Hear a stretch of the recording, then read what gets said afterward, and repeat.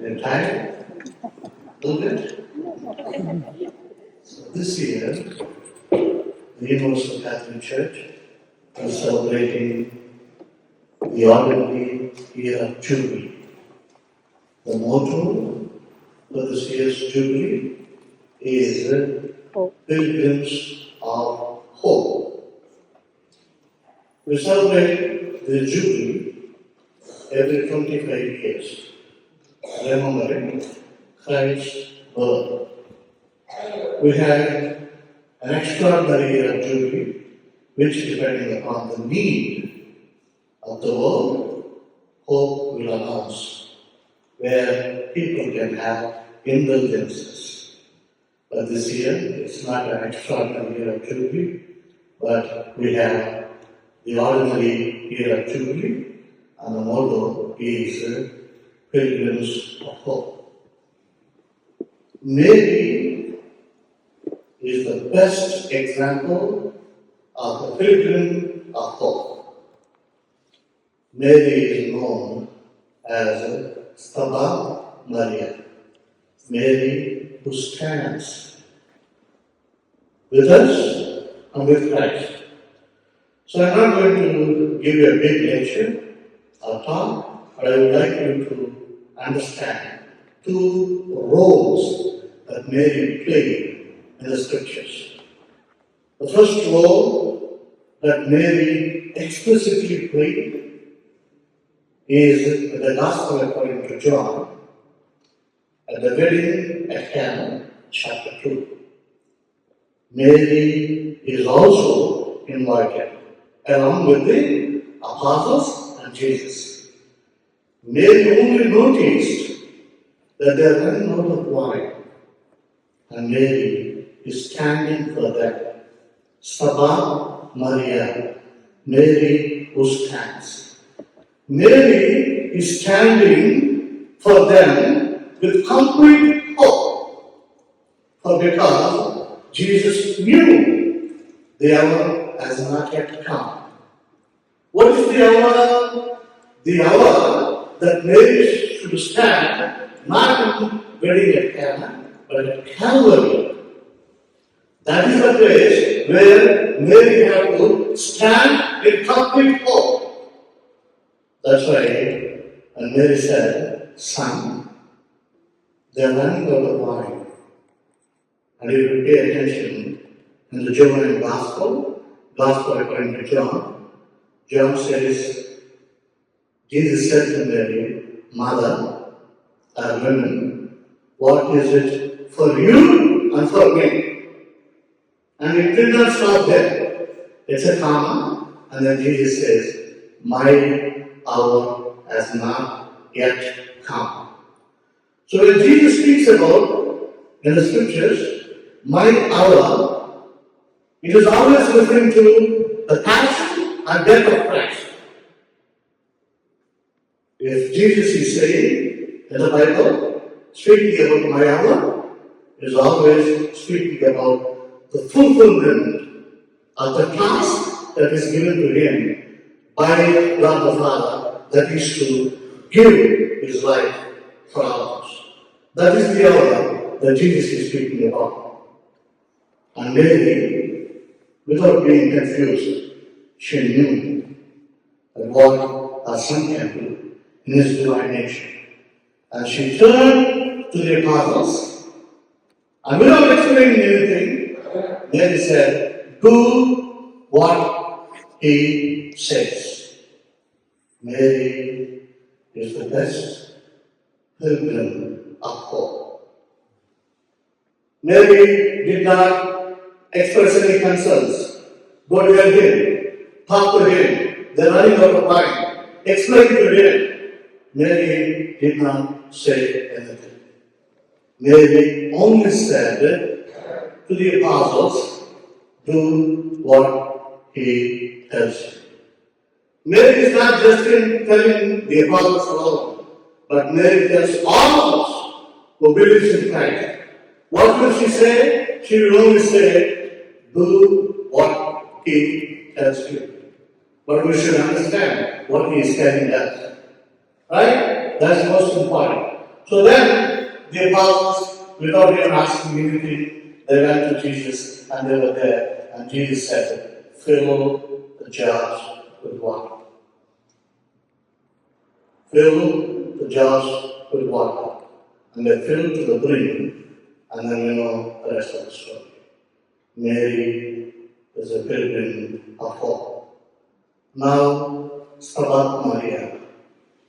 Mary is standing at the foot of the cross, like we are in the season of Lent, right?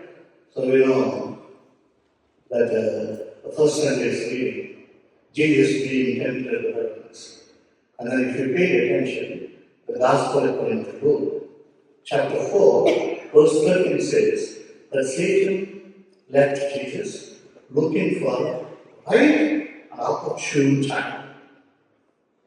Satan left Jesus out of the three temptations for a right and opportune time. There is no right time to catch Jesus, to find Jesus' feet so that Jesus can be healed to the temptations of Satan. So what is Satan doing? Satan is catching the apostles. That's what happened. When Jesus began to speak about the hour to the apostles, and the Gospel according to Luke, where Jesus says, it's time for me that I have to suffer, die, and rise again. Immediately, Peter says, No, Lord, this should not happen to you. And what did Jesus say? Rebuking him. Get behind me, Satan. Which means Satan is so clear that there is no right or opportune time to catch Jesus. So what is Satan doing? Satan is catching the apostles. And we know when Jesus said, get behind me, Satan, that is, Peter is not Satan, but Peter is influenced by the Satan. Peter doesn't want this to happen. But my hour will come when I will give my life for all of you. And then if you see, like at the foot of the cross, everybody is standing, and all those people, we have seen Jesus, experienced Jesus, experienced his wonders. Everybody is standing at the foot of the cross. What are they saying? They are saying exactly what Satan said in the wilderness. What did Satan say? If you are Son of God, if you are Son of God, change this stones. Make them bread and eat. If you are Son of God, jump from here. Let your angels commander take care of you. If you are Son of God, just worship me. I will give you all the way to glory. And what are these people saying? Everybody at the foot of the cross, looking at the cross, they all said, if you are Son of God, if you are Son of God, what does that mean? Satan is influencing everybody there. Everybody practically, except Mary. Everybody is saying, if you are Son of God, come down from the cross, save yourself and save us. Stabat Maria. Mary is the only one hoping that his son will continue to offer himself for the salvation of his world. Mary is the only one. The rest all, including John at some point, thinks they should not happen. But Mary is the only one with complete hope, praying that this should happen for the salvation of human history, for all of us. So that's why, my dear friends in Jesus Christ, when Mary is there at Cana, Mary traveled from Cana to Calvary. And Mary showed complete hope wedding at Cana, and there is a complete expression of faith and hope at Calvary. So these are the 2 points I want you to pay attention and to know how in this year of Jubilee, Mary can be a hope marching towards Christ the Savior, to bear fruit. Like it's easy to say, oh, I hope to be there next Sunday for a Jubilee Mass. Oh, I hope I will reach in time. Those words can be used so lightly, but hope is something deeper where you don't know what's happening, but you still believe that something good will happen. That is the hope the church is talking about. It's not like, oh, I hope you'll be there tomorrow. Right?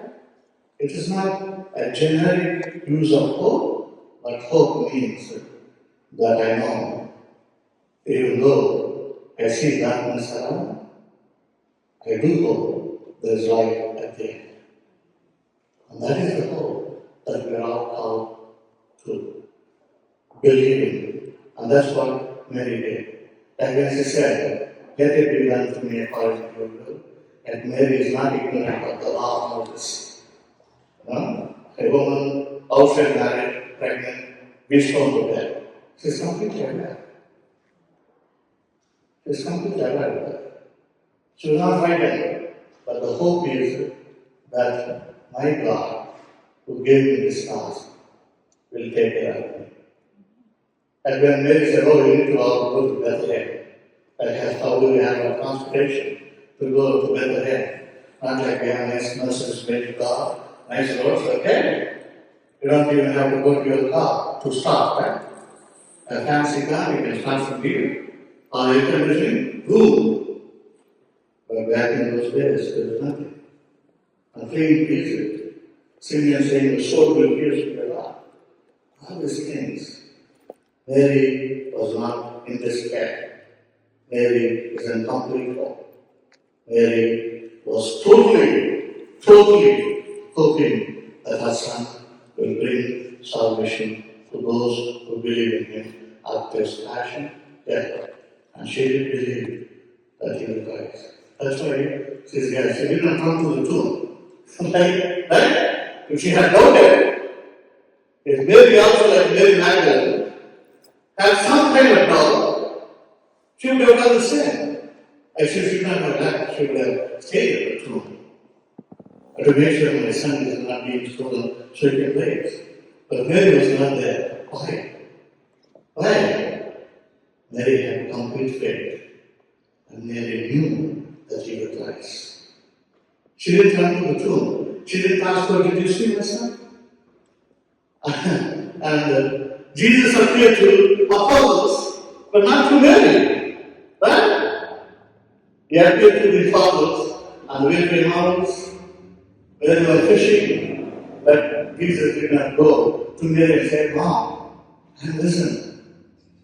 Right? Because Mary knew that he would rise. And Jesus knew that Mary knows the plan of God. And she said, let it be done to me according to your will. Okay? The problem with me is whenever I talk about Mary, I don't stop. I keep talking. Yes. And myself, say, let me go to the husband. All I have is to say, through Mary, to Jesus. Mary is the best teacher for all of us. If you and I try to know a little bit more about Jesus, we don't have to go anywhere. Go to Mary.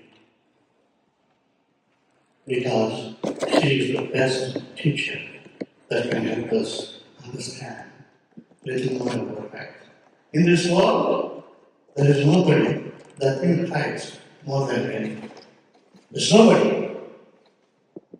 There is nobody that knew Christ other than Mary. So Mary is the best resource for all of us. I'm so happy that so many of you are today here concentrating your lives. It shouldn't just be something fancy or something to say, oh, I remember a place of Mary. No. There should be some transformation. There should be something unique in all of you where others should come and say, hey, I remember a few, and I don't even know, I can't remember. But there should be a uniqueness. as Mary did. Stella, Hallelujah. Mary, who stands with all of you, I pray for all of you. May the good God continue to help us with the intercession of our blessed Father, that we will be the true pilgrims of hope. God bless us all.